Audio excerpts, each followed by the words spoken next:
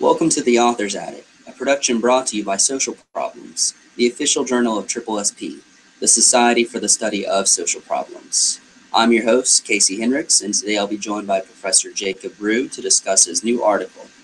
The paper is entitled Race, Space, and Cumulative Disadvantage, a case study of the subprime mortgage collapse, and it was co-authored with Professors Lynn Albright and Douglas Massey.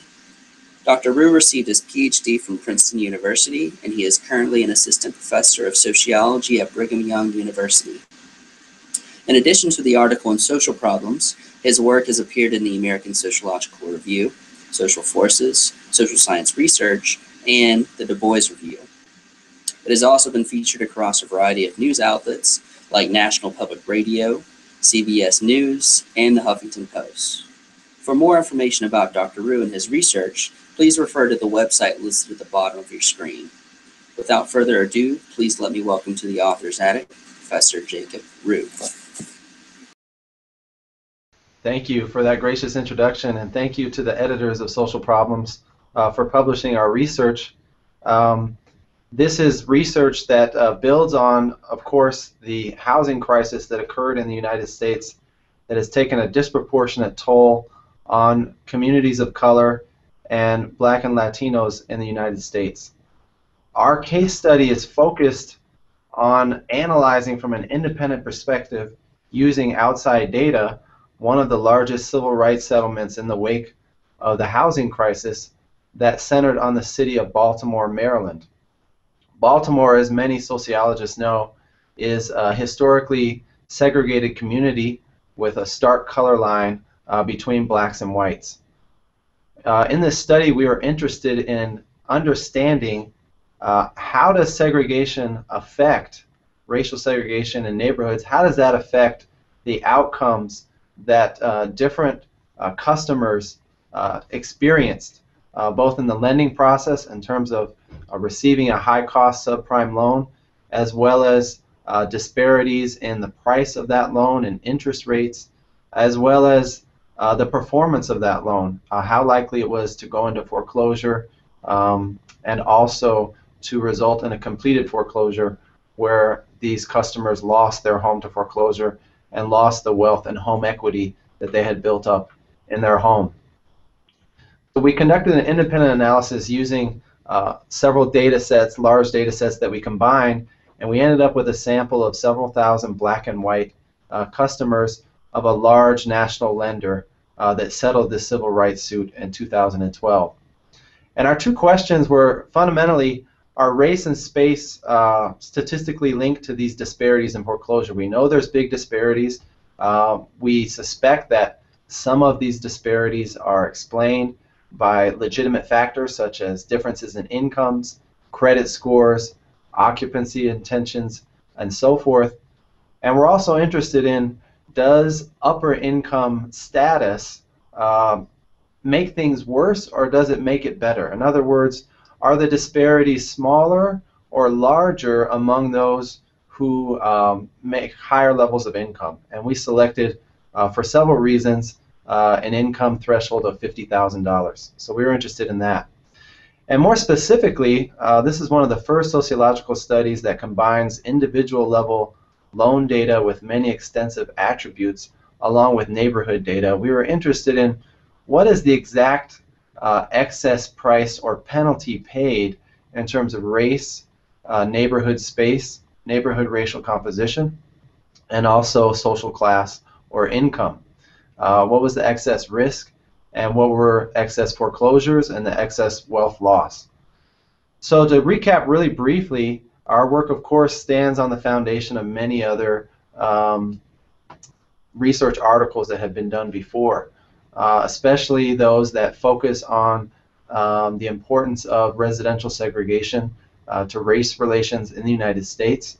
Past acts such as mortgage redlining from the 1930s through the 1970s set the stage for a social landscape where there are many inner city neighborhoods, not just Baltimore, but other places such as Bedford-Stuyvesant, Brooklyn, Southside Chicago, Detroit, Memphis, South Los Angeles, and elsewhere, where there was a great demand for mortgage loans and mortgage credit, but where mortgage loans had not been extended in the past.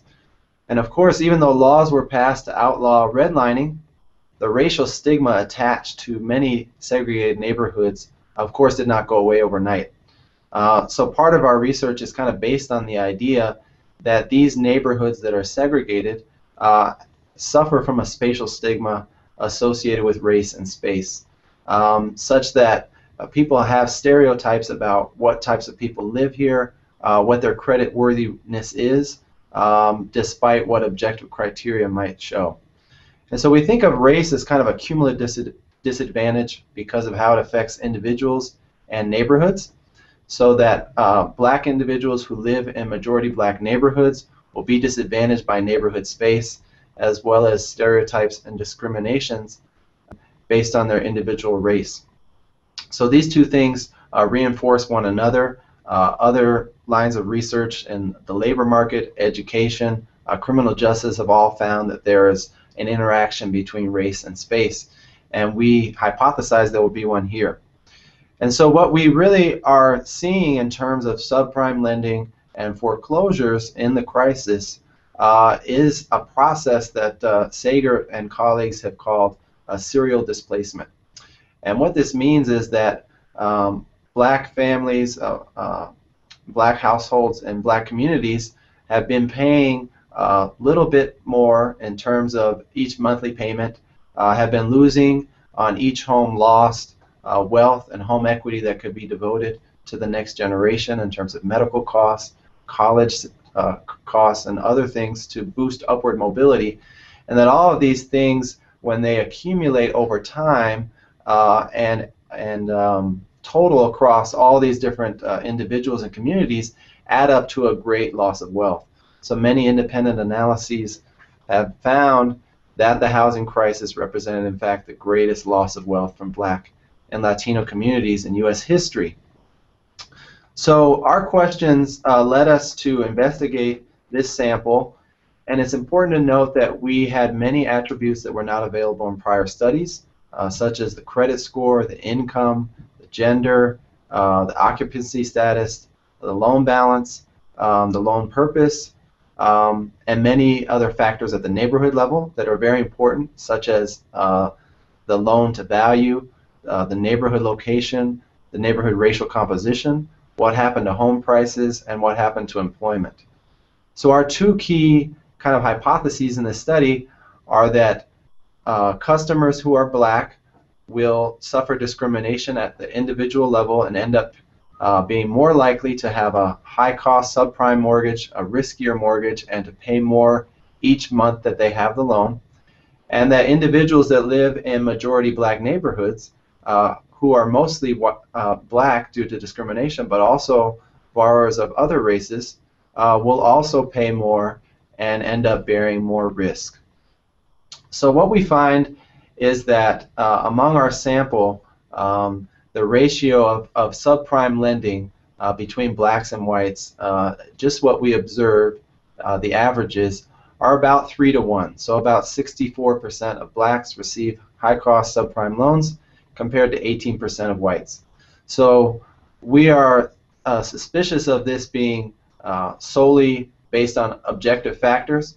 We know from sworn testimony and qualitative evidence that through a combination of racial stereotypes, perverse incentives that paid loan officers lots of money to make these loans that were risky loans, that race and stereotypes and discrimination likely play a role in explaining that huge 3 to 1 ratio. And what we find, in fact, is after controlling for other factors, the ratio is closer to about 1.5 to 1, such that a great deal of the disparity is explained, but that it is statistically significant what remains, so that it cannot be explained by objective factors. And we attribute that resulting discrepancy to discrimination and neighborhood disadvantage as the result of neighborhood racial segregation. So what we find is that over the observed life of the sample, we observed these loans for several years through the end of 2012. These loans were made anywhere from 2000 to 2008. We observed that blacks on average are paying about $1,800 more than whites, which represents about a 5% penalty or extra amount paid on the loans. While that may not sound like a lot, it accumulates to about $15,000 over the life of the loan.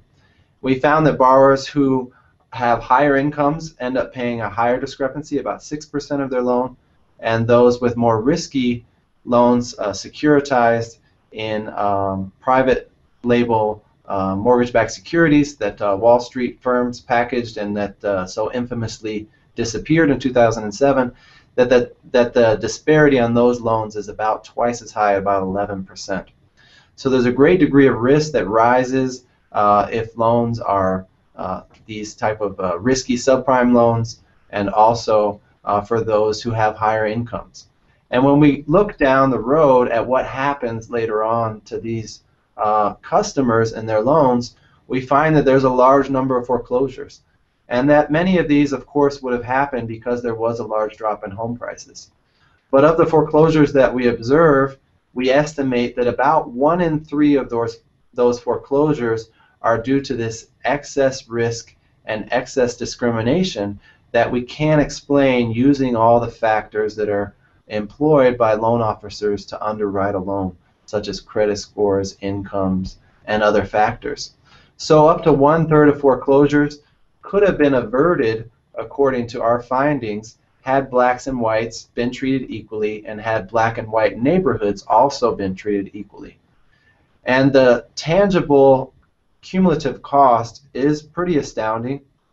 If you multiply the cost of the excess payments by the number of people in the sample, you see that the loss was about $2 million just in the years that we observed among this sample of about 1,200 black customers. And you can see that as a result of the excess foreclosures, not all of the foreclosures, but just those that we determined to be excess due to discrimination and disadvantage, they also lost about $2 million in home equity. And this is adjusted for home prices falling throughout the housing crash. So a great deal of home equity was lost from these families and individuals, and ultimately from these segregated communities. And due to the high rates of racial segregation in places like Baltimore, we estimate that about 90% of these losses to black customers and black households occurred in black neighborhoods, thus cementing the nexus between race and space and the cumulative disadvantage over time that is concentrated and focused in geographic space in segregated neighborhoods. So our conclusion is that the long-lasting effect of the housing crisis will be an impact on racial stratification, wealth, and mobility that will reduce social mobility in future generations.